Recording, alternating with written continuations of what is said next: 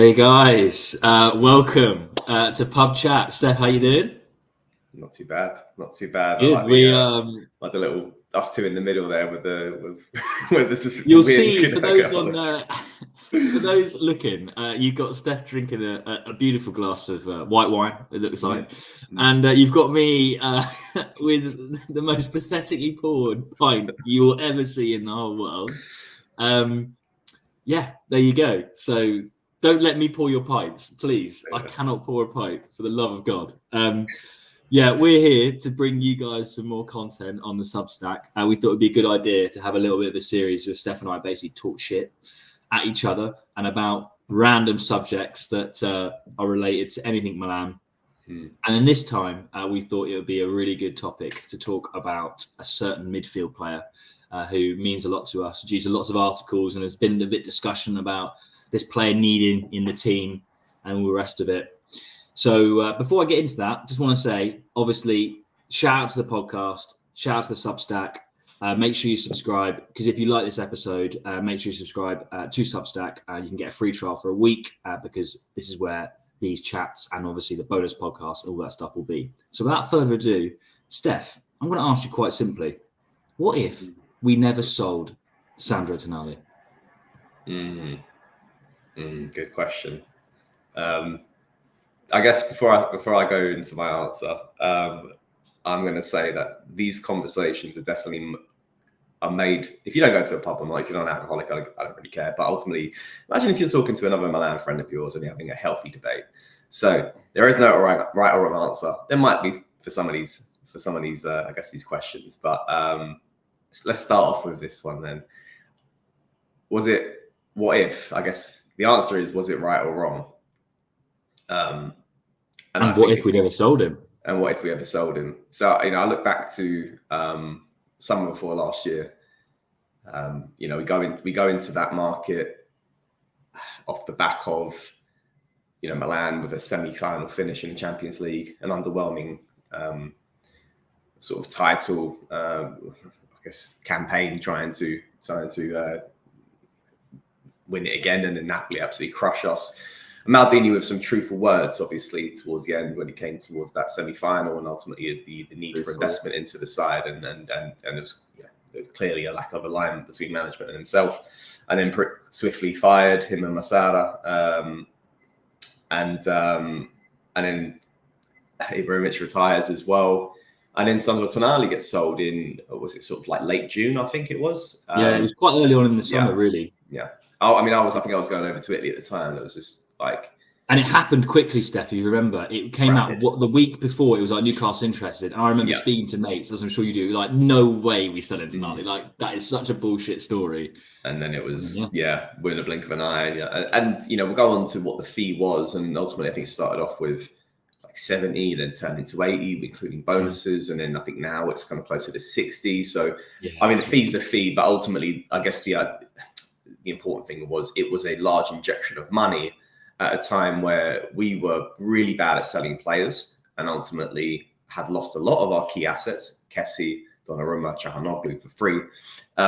This kind of felt a bit weird because it was also the one player you kind of hanged your hat on to be the next captain. He was a boyhood Milanista. He's had amazing seasons. He obviously, wears his heart on his sleeve when it comes to this club.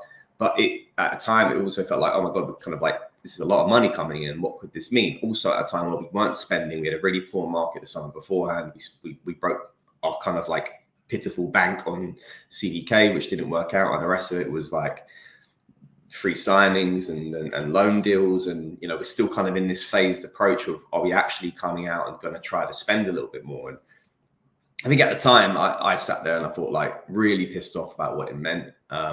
When you kind of looked at everything with Maldini, you looked at with the thing with Ibrahimovic retiring as well, who's going to be the leaders, who's going to represent the club. And then the rest of the market unfolded. And we signed, we look at the notable signings that we brought in, Christian Pulisic, Chukwueze, Okafor, Ruben Loftus-Cheek, Tijani Reinders. Most of them have been hits. And Musa. Yeah, Musa. Yeah, so I would say kind of like looking at those signings there, other than Musa, who I still think was was a PR signing because he's American. Yeah, we do not like Musa. Me and Steph do Brendan. not like Musa. we just do not. I don't see it. And ultimately, I mean, like, he might surprise us, but fair enough. I mean, the jury's still out for it. But as it currently stands, a year and a bit later, he still hasn't basically done anything. Loftus-Cheek had a good season last year. Whether you like it or not, being played out of position, he scored 10 goals this year. As obviously he's been dross. He's been awful. Reinders is now turning into our most important midfielder, an excellent midfielder actually as well, and held himself really well at the Euros. Pulisic is right now our best player without a doubt. Yeah, and it's someone we've been asking for in the right winger position for a long time. We've now converted more into attacking midfielder. We got a backup finally also in depth in the winger positions with Okafor and Chukwueze as well, which are now more coming into their own. After a season though, Steph, you could say this is the summer after. This isn't the same summer that we sold Tonali. This is the same summer is the Pulisic and Loftus-Cheeks, right? Yeah. Are they congruent? That's something that's worth thinking about. It is, but then I think at the flip side of the coin is that what this conversation you need to think about is what the reality of Tonali was being sold of last year meant. He was suspended for a whole season. He was gone for a whole season, and that would have meant the exact same thing for us. So whether you like it or not, or where we currently sit and where Loftus-Cheek's form is right now, or Pulisic's form is right now, we would have been without this key player for a whole season. We would have not got whatever fucking the fee was, 60 million, 70 million euros for that summer to reinvest in the squad. I will stand on my 10 toes and say we would not have gotten top 4 last season. Because could you imagine building a midfield of Krunic and Benacer with one leg and whoever the else we had left in that midfield to cap like Pobega? We probably would have signed some players, but we would not have signed a Tijani Reinders. We would not have signed even Loftus-Cheek, who contributed 10 goals to the side, which were crucial. So whether people like it or not, in my opinion, in the short term, it was the right move. In the long term, let's see. But ultimately, in the short term, it's the right move. I do think the player will come back as well at some point in a more fleshed out form, whether it's in his latter 20s or early 30s. But I think in the short term, for me, it was the right move because I think there was a bit of foresight from management, knowing that suspension was going to come, and they thought we could not be rid of a key player like that for a whole season without the money that we could then reinvest in the squad. Yeah, it's one of those that you're right in saying that. I mean, it's the angle that I'm going to come at, and I'm sure a lot of you guys listening are going to think as well. What you said is spot on in the sense that we don't know if we were going to get any of these players. Do we think I'm going to look back to the first summer, the actual summer where we sold Tonali and then we bought players. The key players we bought were Loftus-Cheek and Pulisic, right? Who else did we buy that was in that summer? Was it Chukwueze? In that summer? Last summer. Yeah, Chukwueze, Loftus-Cheek. It was summer Pulisic. before last, wasn't it? Yeah, sorry, yeah. So Loftus-Cheek, Pulisic, Reinders, Chukwueze, Musa, and Okafor. So obviously not for that whole pot, but that pot did significantly impact. Yeah, 100%. It probably did with Loftus. Yeah. So the Pulisic deal, you look at that and you think, I reckon that's probably the only one I can confidently say we would have signed regardless of Tonali. And the reason I say that is because he was such a good price. Chelsea needed to offload players that summer. And he's the best American player, probably of all time, but especially right now, right? I don't think you can argue that with our American owners. The question then comes in is the auxiliary players, like Loftus-Cheek, maybe. I think Loftus-Cheek was more of a opportunity because he was quote unquote good value. How badly do we need a player like Tonali right now? And I know we're playing, kind of devil's advocate. Imagine if we had Tonali in the midfield alongside Fofana and Reinders. I genuinely think we'd have the best midfield in the league. Now, that's not taken away from the fact that we would have had a whole year of what the fuck, because he wouldn't have played. And he would have sat there on the bench, training with the team, God knows what else, doing what he did at Newcastle, doing it at Milan, which would have really affected us because we didn't have the balance or the budget to have other players worse than Newcastle. But Steph, how good would our midfield be if we kept Tonali, he served the ban, he's back now, he's doing quite well for Newcastle from what I understand. And I think he will be one of their better players in the next couple of years, however long he stays there for. How good would our midfield be? Question is, it'd be amazing. The Fofanas, we don't know if we would have a Fofana, right? But that's what I was literally about to say. This it's like if I'm sitting here going, you have to be truthful to this. Who the fuck would we have signed last summer if we didn't have that injection come in, and we would have had one less midfielder? There's not even. Would we have sold a Teo or a Leao? Yeah, maybe we probably would have had to, but which even that goes down a different what if in a sense of what the hell we've been left with. But imagine just the midfield in itself. Yeah, you have a suspended Tonali. You then probably have to ask more from Benacer for a whole season. He'll probably break down after 3 months, as he kind of has already. And then who you're left with? You're like Krunic, Pobega. I can't remember the hell we had in the midfield last year. Was that dire? Benacer, I think. Yeah, for a bit. It was dire. And then we wouldn't have got top 4, but realistically, because midfield's a heartbeat of a team, and we see it at the importance of it this season, even with better cast of players. We wouldn't have got top 4, and we wouldn't have the money to help us spend. Because you're thinking this summer, we could have spent a lot more. Because you look at the summer we just had when we signed Fofana and obviously some Real and some other players too. But I feel like we could have spent more. I still wanted a bit more, and that's even with the money we got for the Champions League. Imagine taking that out of the equation if we didn't get the Champions League because of the midfield. That you cannot sit here and go we would have realistically, hand on your heart, got top 4 last season with that fucking midfield. Not a chance. But would we? It's kind of I don't really like to use this particular club as an example because how they run is just so unlike anything. But take Chelsea for example. They've been crap for a couple of years. They've now bought all these players, and they're suddenly quite good. Now I'm not comparing the Premier League money and the patience that clubs in the Premier League get in comparison to La Liga, Serie A, and Bundesliga. Unless you're Bayern Munich, whatever. They don't get as much patience because we haven't got a bigger budget. But could we be fair to say that we maybe be crap for 1 full season and come back fighting, huge? And the reason I say that is because you look at Pulisic. He works hard. And I think forgetting Fonseca, forgetting Pioli, let's say we kept Fonseca happened. Everything the same's happened. It's just now we have Tonali. We may not have a Fofana. We may not have a Reinders, which obviously is another question because he is probably our best midfielder. But what I'm saying is Pulisic put so much effort in. Tonali would exactly be like that. Imagine having 2 players like that. Imagine having a Gabby in defence who puts in the heart and effort that the team needs. You've got Tonali in the midfield who puts the heart and effort the team needs. And you've got Pulisic in attack. We might be a completely different beast. We might have started this season as Scudetto contenders like Napoli have, regardless of having Champions League football or not. Yeah. It's a difficult one. I think, personally, Steph, it was a financial decision and not a footballing decision. And that's what I stand. And I'm not saying that's right or wrong, because I do think actually it probably did benefit us better. But I do go back to thinking Tonali was a financial decision. It was not a footballing decision, because the footballing decision would have been to keep him. It really would have been. Yeah, and look, and don't get me wrong, I'm not sitting here saying I wanted him gone. Under normal circumstances, and he didn't have the ban pending, and you can't sit here and go we didn't know he was going to do that. No, we know what we know now. We know what we know. Yeah. You have to take that into the equation. Yeah, the ban would have happened regardless. I agree with that. Yeah, so it's you can't sit here and go whether it's good. It was going to fucking happen, and we were going to be lost a whole player for a whole season because of it happened as well. So I think what's not helping the situation, and I completely agree. I think it's a financial decision as opposed to a footballing decision. And from a financial perspective, I'm not saying we fucking made bank on it as well. We did all right, but we didn't make amazing quality. But it could have been a lot worse. Could have been a lot better. I think what's not helped the situation is who else we've signed in midfield along the way. And I'd for example, I think that the 20 mil on Musa was a waste of money.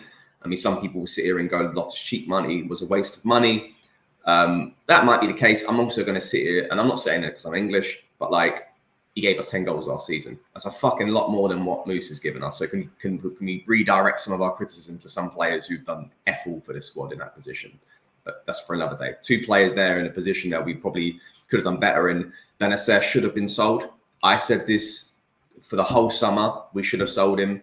We left it too late. Management fucked up on that. They made a decision on that. I think they betted on Benacer being fit. I think they did. Yeah. They think they betted on him because he is on his day, and I know we've had it a few years since his day. He is unbelievable. He is, but he's past it. He's picked up too many injuries. Like, bless him. Yeah. I love Benacer the bits. He's a fucking baller, but like, no, he's and literally a couple of days into the season, he's injured for what, 3/4, half the season. Yeah. Like, and I think that if we made the move and sold him for whatever we would have got for him, obviously if the money came in, we probably would have sold him. But like, let's say if things turned in our favor in that regard and we got 20 mil, 30 mil there, I think we then reinvest that in a top tier midfielder to make that midfield complete this season. You're talking about Tonali then being the next piece to a Reinders and a Fofana. I think if we sell Benacer last summer for 20 to 30 mil, plus the money we kind of had left over to spend, I think we direct that and we get a midfielder which complements Reinders and Fofana and doesn't make you forget about Tonali, but makes you kind of at least go, look at this new set of three. We used to talk about Tonali, Kessie and Benacer being like the fucking lockdown midfield and that's our midfield for the future. And then we could be looking at our midfield right now with Fofana, Reinders and whoever this kind of other piece is, hopefully, let's see if management got it right, as being kind of like it's now a distant memory. Just the same way as we're thinking about Magnon instead of Donnarumma. Like, if the signing's done right, then you kind of forget about what you've lost. But when you fuck up the signings that come afterwards, but I'm not saying they've done effed up everything because Reinders has been good. Yeah, it's a good point. It's a good point, Steph, because I think also with Tonali is something that needs to, and it's something that I struggle with, like taking the emotional conversation to it now. Like, you know, you look at a player like that we know his dream club is Milan. He doesn't see any other club as a, maybe, okay, everyone's Real Madrid, but I'm talking like where he wants to spend his career. He doesn't see a better club than Milan. We know that. He's admitted it. He lives like that.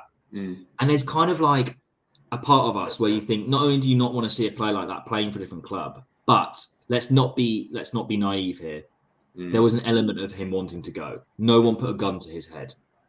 He didn't want to leave, but they were offering him huge money. The Premier League is always an attractive, package.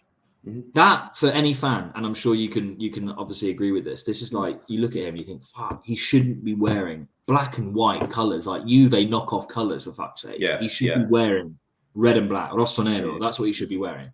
And that's kind of an unquantifiable thing that I think is a changing landscape of football, that it's just been sanitized to the perspective of those decisions aren't made anymore. You know, you haven't got players that are putting clubs over careers in that sense. Yeah. And like money moves. Yeah, I completely agree, because it's like I think back to the game. We played Newcastle in the group stage last season. Yeah. We played them, and like, I think was it the first game? I think they got a good result in their first game in the group stage, and it was going to be like, okay, my God, they're going to be, they were 4th seed. They're going to be like looking like they could be favourites to go through it. And then after that, Tonali gets banned. Well, I don't know if he played in the game against us, but anyway, ultimately, he did. He played against us. He played in against the home us. game, which was the 0-0, and we fucking bossed them off the park. And I think we made Tonali look a bit guff in that game. Yes, he was a new signing as well, but I think what was quite important to see was the last game we played against Newcastle, and we beat them 2-1 away. I think that shows the importance of, you take him out the side. Not saying he's their heartbeat or anything like that, but that just kind of goes to show you that when you do take away one of the key players who would have been our key players, what the hell were we on in that team? And who scored in that game? It was Chukwueze with an Okafor assist. It was like, when the signings are done right, and they literally, against the side that we're playing against, we just sold this player to, allows us to get a win against them. Like, it makes you kind of forget about it so much. But look, don't get me wrong. There's a bit of me that, from a romantic side, I love the fact if we kind of kept Tonali, and we've all seen that assist that he got recently for Italy. Beautiful. I would love to have that in our side right now. But the reality is, I think we have to kind of be quite realistic to what the hell unfolded afterwards, what last season would have looked like, what last summer would have looked like. Sorry, the summer before, this summer, and then equally like last season, and what this season would have looked like. We'd have Tonali coming back in a side that still weekly would not have had any sort of midfield depth, because there would have been no money to inject in the side. So he'd be coming back, full guns blazing, to what? Him playing every fucking game, and like with who? With Benacer with one leg, and like, it's just, I'm all for kind of like building out a squad through quality. I do think we'll come good with it, hopefully, over time. I think I've personally seen too much recently in the last couple of years where we've had fewer players of upper quality, where we've been overly reliant on them. And I'm talking about Teo, Rafa, Tonali, that when you then like a Kessie or Donnarumma, Çalhanoğlu goes, like you're like, fuck, who are we going to replace that with? And we've done quite well to plug the gaps. But I think finally we're kind of injecting quality now into this side, and I'm hoping it pays dividends with hopefully another sort of maybe a market or two that we can say, look, we got quality all round, and that will make you forget about these love stories. But I also, my kind of like closing statement will be, look, he'll end this season with his second year on his Newcastle contract. I don't know how many years he signed up for. I do think there's a reality he comes back to this club. He'll come back, yeah. I think there's a reality for that. I think the question will be answered in the next, like you said, next couple of seasons as a landmark. Again, you're quite right. We didn't really get, honestly, we thought we got loads of money from Newcastle. We got like a fair fee. I don't think we got a crazy amount of money, like you said earlier. But we could have got, we didn't get shafted. We got like an okay fee, I would say, for the quality of player that he is. We would like to have got like 10, 20 more mil, but whatever. I'm hoping we will look back, even though I would love to have him back, as would you, and maybe I'm a bit more emotional than you on that side, because I do think he's just the boy. But anyway, we might look back in a couple more years and think that was the moment. That was the moment. We went through a little bit of uncertainty, but if we never, that was a catalyst basically that knocked us into hopefully getting those consistent Champions League spots, but not even Champions League spots, more like actually taking that step over, that step, talking about he who shall not be named, Mr. Paolo Maldini, what he said in a Champions League semi-final, I think will also be kind of ringing true, maybe positively or negatively, that we weren't quite at that point. We were really like way early. And maybe the Tonali sale was what kind of set us up for that. So we'll see. We'll see, but we all miss him. And like I said, there's no like. I'm hoping that from what we're expressing is there's like no right or wrong answer to this. I think the right answer is that we all miss him, 100%.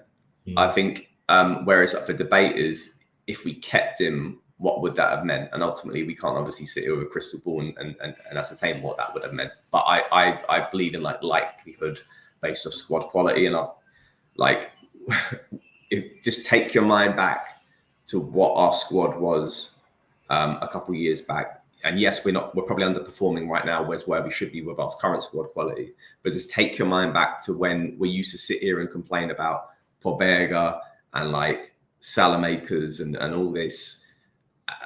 And like, look at it now, it's kind of like, and I know it's not translating to what we can see on the pitch, but I feel like it will get there, and it kind of is getting there little by little. What you can see is now a squad development into other players who are now stepping up, who are new signings, and equally are players that aren't just the usual suspects of like your Leaos and your Hernandez. Like, you're now seeing Fofana come into his own. You're seeing Reinders come into his own. You're seeing Pulisic come into his own.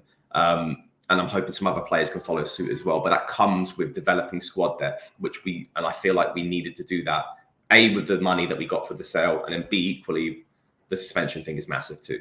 So it is. Yeah. I think that's what softens the blow for a lot of Milan fans, myself included, knowing that was inevitable, and knowing that we would have maybe it was less of a big deal in Italy because it was there. He didn't go to England and then do it in England, whatever. Maybe it would have been 6 months, but he would have missed a significant amount of football, probably the season entirely at least. And I think maybe he's just on loan at Newcastle. Like, he's not, but that's kind of how I think. He's got to come back. The boy's got to come home. Let's just hope it's not too late. We could obviously ramble about this for hours, but we don't want to go round in circles. We do want to know what you guys think that are listening. What are your opinions? I'm sure there are points that we missed that are related to the Tonali sale, but it did have a domino effect. That's one thing we can definitely agree on. I'm definitely more on the side that I would love to have kept him, but that's probably emotion speaking over logic. And I think Steph, not speaking for you, you're probably looking at the logic of the squad that we now have and the quality that's kind of been built up. Guys, let us know what you think. And also, if you enjoy this, we'd like to know a bit of feedback. If you want it longer or shorter, get your comments in terms of what ifs. It's all going to be a what if. We've got a couple ideas floating around already. We're going to do some historic ones. There's one that I really want to get into the weeds of, which is what if the Montari goal was never called off? That's one that we could probably talk about for hours because We might have had 10 Champions Leagues by now, Steph. I'll get like pictures up for that one. Be like, oh. Yeah. So that's the sort of vibe we're going for, Yeah. And I think others will be a little bit more spicy than this one, but we wanted to start it off a little bit sort of like smooth. Steph and I don't agree on everything, and that's the point, and that's kind of what we want to yeah. And I think like look, I don't care if you kind of hate any of our opinions or the Absolutely. whole point is just like, I guess it's open dialogue. I'm sitting here rambling on about this sale, whereas in my cupboard next door is a black shirt with Tonali on the back, which is one of my favorite photos I took from the San Siro of all time. Like he, like, you know, fucking my heart as a Milan player was there with it, but you know, I've always been club above everything. And if you disagree with that, that's fine. But like, let's have a debate in it. So yeah, I would actually implore people to write comments in the comment section to this, or even if you feel like you message me on Twitter and call me an arsehole. Yeah, get involved. Anyway. Get involved. But no, I think it's the whole point. It's the whole point. No one's right or wrong about any of this, but ultimately it's an opinion. So yeah, exactly. So just let us know what you want to see. Obviously, if you like these, get your free subscription on Substack. Check it out. There's so much on there at the moment now. I know Isaac and Ollie are doing bonus podcasts. They're doing bonus articles out their arse. You know, there's a lot there for you guys to kind of get stuck into. And if you like these, let us know and give us any feedback and pointers. And I'm sure we'll be back for some of the watch-alongs in due course. The Bologna the game is a fucking, what the hell is that? What the hell is that? It's a farce. It's a farce. It's all right. It's fine. Napoli. Hopefully for Napoli game, we'll be there for that. Yeah. Lots of love, guys. Thanks for listening. And we'll see you in the next one, hopefully next week. Take care.